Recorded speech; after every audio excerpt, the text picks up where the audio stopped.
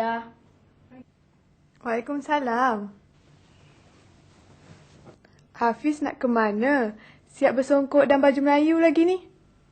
Petang nanti, ayah saya akan bawa saya ke majlis berzanji di Dewan Sekolah. Itu yang kena pakai pakaian macam ni.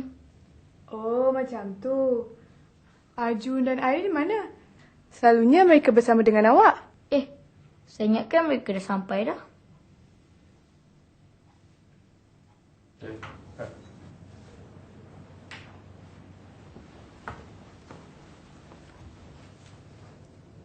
Ingatkan kami saja yang berpakaian macam ni. Awak pun sama, Hafiz. Awak berdua nak ke mana ni? Macam nak raya pun ada. Saya nak pergi kenduri kahwin saudara saya petang nanti. Saya pula tak ada apa-apa sebab tertentu. Saja je nak pakai macam ni. Tak tahu pula semua orang pakai pakaian tradisional pula hari ni. Eloklah tu. Sebab tajuk kita hari ni pun mengenai pakaian tradisional.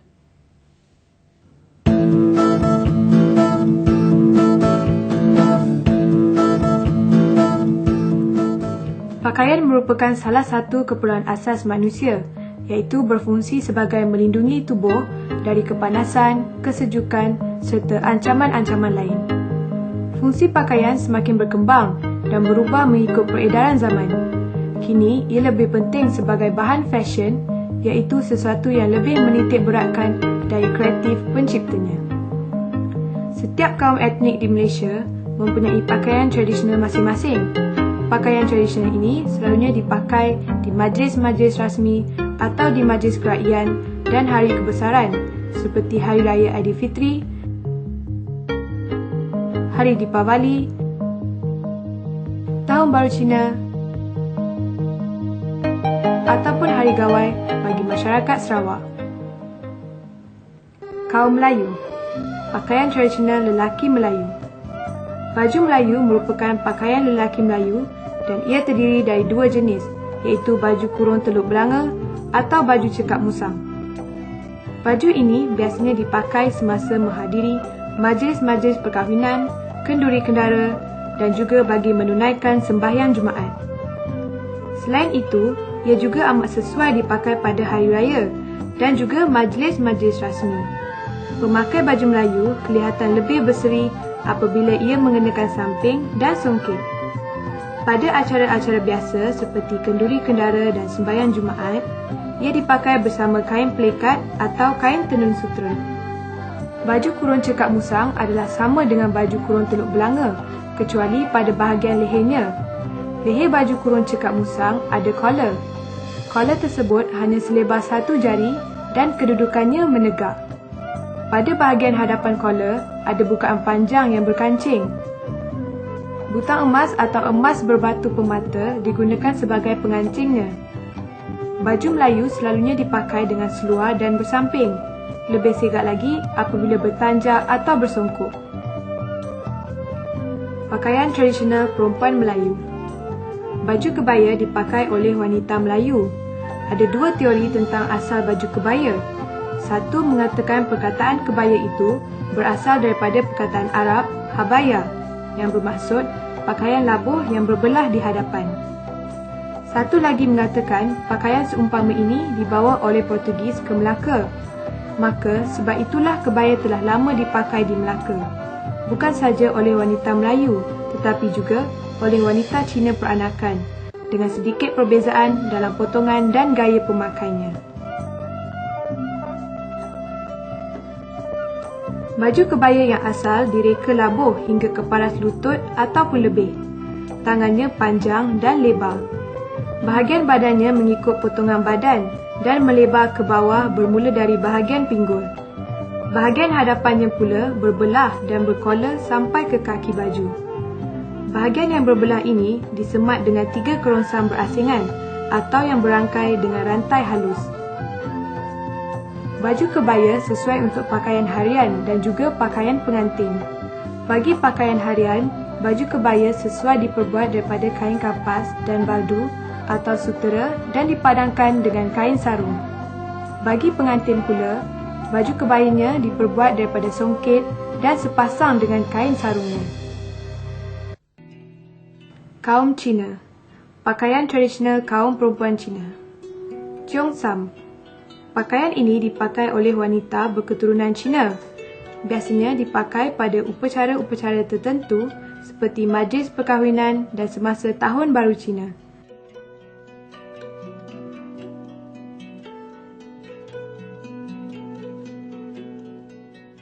Tetapi kini, pakaian ini jarang dipakai oleh wanita Cina di Malaysia kerana mereka lebih gemar memakai pakaian fashion negara barat.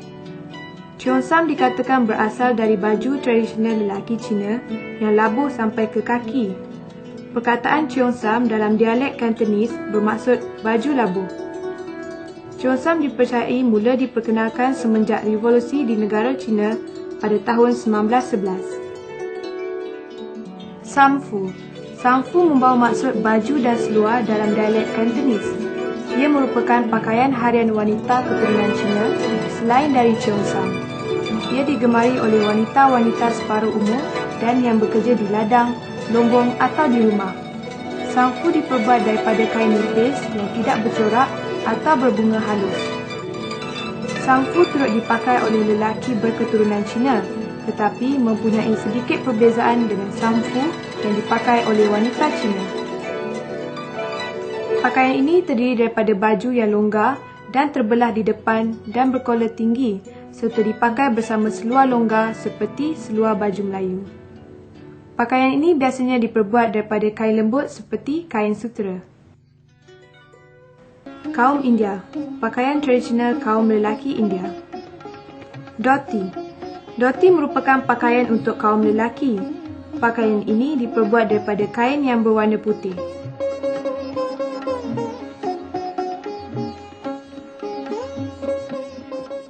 Kebanyakan dhoti hanya boleh dilihat di hari perkahwinan sahaja kerana generasi muda hari ini tidak berminat dengan pakaian tersebut. Dhoti diperbuat daripada lembaran kain putih yang panjang. Kain tersebut dililit di bahagian pinggang dan diikat pada celah peha dan kemudian disangkutkan pada bahu. Ada juga dhoti yang berwarna kuning pudar atau kuning susu. Pakaian ini banyak dipakai oleh golongan ceti. Pakaian tradisional kaum perempuan India. Sari. Sari merupakan pakaian untuk kaum perempuan dan ia adalah pakaian seharian dan turut dipakai pada musim perayaan. Sari terdiri daripada lembaran kain yang berukuran semeter hingga 2 meter lebar dan panjangnya pula antara 5 hingga 15 meter mengikut saiz pemakai. Dari segi pemilihan warna, kebanyakan sari yang dipakai berwarna gelap seperti merah, biru, hijau dan ungu. Warna-warna ini lebih menarik untuk sari yang dipakai pada musim perayaan. Pemilihan corak pula adalah mengikut si pemakai. Ada yang lebih suka bercorak tumbuh-tumbuhan dan ada juga yang lebih suka bercorak haiwan. Pakaian tradisional kaum lelaki Iban. Kain sirat. Kain sirat atau kain cawat adalah pakaian asas kaum Iban. Sirat adalah sebidang kain yang berukuran 50 cm x 500 cm. Bahagian hujung kain ini dihiasi dengan sulaman atau tenunan yang indah. Kadang-kadang, manik dan kulit siput turut dikarangkan sebagai hiasan di bahagian itu. Sirat dipakai dengan cara melilitnya di pinggang dan celah kangkang. Hujung kain ini dijuntaikan dari pinggang ke hadapan dan belakang badan, mempamerkan bahagian yang berhias. Dandung. Ia merupakan kain selendang yang dipakai oleh lelaki Iban. Dandung lebih lebar daripada bedung. Panjang dandung tidak tetap kerana kain ini digunakan sebagai pembungkus barang-barang persembahan dalam upacara-upacara tertentu. Dandung diperbuat daripada kain yang ditenun dengan cara ikat. Wanita Iban memakai kain sarung yang dipanggil bidang. Biasanya, bidang diperbuat daripada sebidang kain yang berukuran 110 cm x 60 cm dan terdiri daripada 2 bidang kain seumpamanya yang dicantumkan. Bidang yang dipakai ketika upacara tertentu atau sebarang perayaan dihiasi oleh pelbagai reka corak geometrik dan diwarnakan dengan warna merah bata dan kekuning-kuningan. Malah, ada di antara bidang tersebut yang dihiasi dengan reka corak bermotif tradisional yang disongkitkan dengan benang emas atau perak di atas kain dasar yang berwarna merah.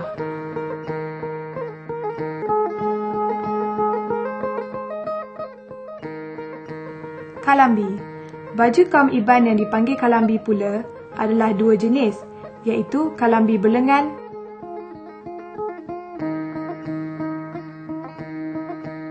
dan kalambi tanpa lengan. Kalambi dipakai oleh lelaki dan wanita Iban ketika upacara tertentu sahaja. Potongan kalambi sangat ringkas, iaitu terdiri daripada sebidang kain yang dilipat dua. Sisinya dicantumkan dan ditinggalkan ruang untuk lubang lengan atau ambungan lengan. Kalambi ditenun dengan segala macam motif yang indah. Semua motif tersebut ditenun dalam bentuk geometrik. Kalambi yang dipakai oleh pahlawan juga dilapiskan dengan kekabu sebagai pertahanan. Hujung kalambi tenunan ikat ini pula dibiarkan berjumbai, berpintal atau dihias dengan karangan manik. Bedung. Wanita Iban juga memakai kain selendang yang panjang dan sempit. Kain selimpang ini dikenali sebagai bedung, iaitu ia dihiasi oleh reka corak tenunan yang sangat halus. Panjang bedung hampir sama dengan sirat. Bedung dipakai di bahu sebagai selendang atau diselempangkan di badan seperti pangkahan di dada dalam upacara-upacara rasmi.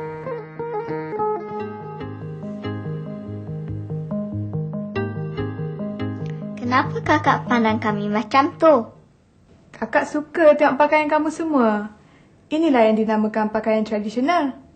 Ni biasa je. Kalau kita tengok dari foto tadi, barulah didamakan pakaian tradisional. Sebenarnya, dengan berpakaian tradisional seperti ini, kita akan ingat asal-usul kita. Sebagai rakyat Malaysia yang penuh dengan adat-adat ketimuran, pakaian seperti ini akan menyelahkan lagi budaya dan kebudayaan kita. Kalau orang Melayu dengan baju kurung dan baju Melayu. Orang Cina pula dengan congsamnya. Dan orang India pula dengan sari dan dhoti. Kalau difikir-fikirkan, bukan setakat itu saja. Masyarakat peribumi Sabah dan Sarawak juga mempunyai pakaian tradisional mereka sendiri. Yelah, macam yang kita lihat tadi. Betul tu.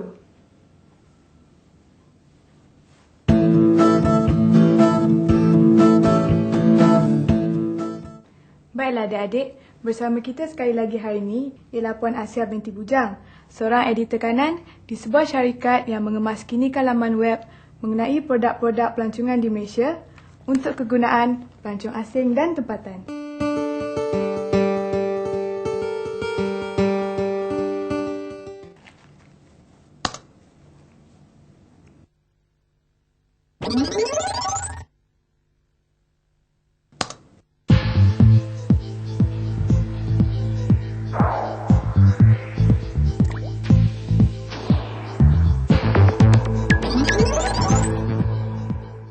Apa khabar Puan? Khabar baik. Nadia dan yang lain-lain apa khabar? Khabar baik. Puan, hari ini kita akan berbincang mengenai pakaian tradisional. Harapan kami, Puan sudi untuk berkongsi ilmu dengan kami semua hari ini. Boleh Puan jelaskan kepada kami tentang perbezaan pakaian tradisional di antara pelbagai kaum yang terdapat di negara kita ni? Seperti yang kita sedia maklum, negara kita Malaysia mempunyai masyarakat pelbagai kaum dan keturunan. Antara etnik kaum terbesar di negara kita ialah Melayu, Cina dan India. Setiap kaum mempunyai tradisi tersendiri dalam soal pakaian. Mereka mempunyai pakaian tradisional masing-masing yang diwarisi turun-temurun dari nenek moyang mereka. Dan pakaian tradisional setiap kaum ini berbeza antara satu sama lain dari segi reka bentuk dan keunikannya, seperti contohnya kaum Melayu. Pakaian tradisional bagi lelaki Melayu ialah baju Melayu. Baju ini biasanya dipakai semasa menghadiri majlis-majlis perkahwinan, kenduri kendara dan juga bagi menunaikan sembahyang Jumaat. Selain itu, ia juga amat sesuai dipakai pada hari raya dan juga majlis-majlis rasmi. Pemakai baju Melayu kelihatan lebih berseri apabila ia mengenakan samping dan songkit. Pakaian tradisional perempuan Melayu pula ialah baju kebaya. Baju kebaya dipakai oleh wanita Melayu. Baju kebaya yang asal direka labuh hingga ke paras lutut ataupun lebih. Tangannya panjang dan lebar. Bahagian badannya mengikut potongan badan dan melebar ke bawah bermula dari bahagian pinggul. Bagi kaum Cina, pakaian tradisional kaum perempuan Cina dikenali sebagai Cheongsam. Pakaian ini dipakai oleh wanita berketurunan Cina. Biasanya dipakai pada upacara-upacara tertentu seperti majlis perkahwinan dan semasa Tahun Baru Cina. Satu lagi pakaian tradisional bagi kaum wanita Cina ialah samfu. Samfu membawa maksud baju dan seluar dalam dialek Cantonese. Ia merupakan pakaian harian wanita keturunan Cina selain dari Cheongsam. Ia digemari oleh wanita-wanita separuh umur dan yang bekerja di ladang, lombong atau di rumah. Samfu diperbuat daripada kain nipis yang tidak bercorak atau berbunga halus. Samfu turut dipakai oleh lelaki berketurunan Cina tetapi mempunyai sedikit perbezaan dengan samfu yang dipakai oleh wanita Cina. Pakaian ini terdiri daripada baju yang longgar dan terbelah di depan dan berkola tinggi serta dipakai bersama seluar longgar seperti seluar baju Melayu. Pakaian ini biasanya diperbuat daripada kain lembut seperti kain sutera. Pakaian tradisional ini jarang sekali dipakai oleh lelaki berketurunan Cina di Malaysia. Pakaian tradisional kaum lelaki India pula ialah dhoti. Dhoti merupakan pakaian untuk kaum lelaki. Pakaian ini diperbuat daripada kain yang berwarna putih. Kain tersebut dililit di bahagian pinggang dan diikat pada celah peha dan kemudian disangkutkan pada bahu. Kemudian kain tersebut dihiasi dengan manik-manik kecil supaya kelihatan menarik. Ada juga dhoti yang berwarna kuning pudar atau kuning susu. Pakaian ini banyak dipakai oleh golongan ceti. Pakaian tradisional kaum perempuan India pula dikenali sebagai sari. Sari merupakan pakaian untuk kaum perempuan dan ia adalah pakaian seharian dan turut dipakai pada musim perayaan. Sari terdiri daripada lembaran kain yang berukuran semeter hingga 2 meter lebar dan panjangnya pula antara 5 hingga 15 meter mengikut saiz pemakai. Kebanyakan kain sari adalah jarang dan lembut. Sebelum memakai sari, si pemakai perlu memakai anak baju yang ketat dan singkat. Kemudian sari dililit dari pinggang dan diselempang pada bahu kiri. Lilitan pinggang sebanyak 3 hingga 5 kali untuk menguatkan lilitan supaya tidak terurai. Dari segi pemilihan warna, kebanyakan sari yang dipakai berwarna gelap seperti merah, biru, hijau dan ungu. Warna-warna ini lebih menarik untuk sari yang dipakai pada musim perayaan. Pemilihan corak pula adalah mengikut si pemakai. Apakah pentingnya pakaian tradisional? Pakaian tradisional amat penting dalam kehidupan kita. Antara kepentingannya ialah pertama, sebagai identiti bangsa. Sebagai sebuah negara yang merdeka, kita seharusnya mempunyai identiti tersendiri bagi menaikkan imej masyarakat Malaysia yang berbilang bangsa. Salah satu caranya ialah menaikkan imej pakaian tradisional. Apabila orang luar mengetahui mengenai pakaian tradisional kita, secara tidak langsung kita menaikkan nama negara dan bangsa kita. Yang kedua pula, supaya rakyat Malaysia tahu sejarah dan asal-usul. Dalam zaman yang serba moden ini, masyarakat dunia semakin lupakan asal-usul mereka.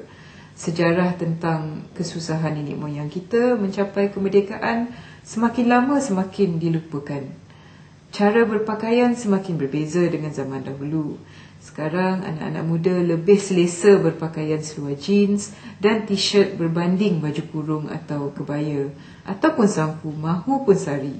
Jadi sekiranya pakaian tradisional ini tidak dilupakan, setidak-tidaknya kita akan secara tidak langsung boleh membantu menghayati sejarah dan asal-usul kita. Puan, adakah pakaian tradisional di Malaysia boleh menjadi fashion terkenal di peringkat antarabangsa seperti batik dan songket? Pakaian tradisional kita sememangnya mempunyai ciri-ciri untuk diketengahkan ke peringkat antarabangsa. Seperti contoh, kain sarung songket dan batik mempunyai keunikan dari segi tenunan dan corak. Sekiranya kita lihat kepada pakaian tradisional kaum etnik seperti kaum Iban di Sarawak, pakaian yang dikenali sebagai kain sirat merupakan keunikan yang tidak terdapat di tempat-tempat lain. kain sirat atau kain cawat adalah pakaian asas kaum Iban.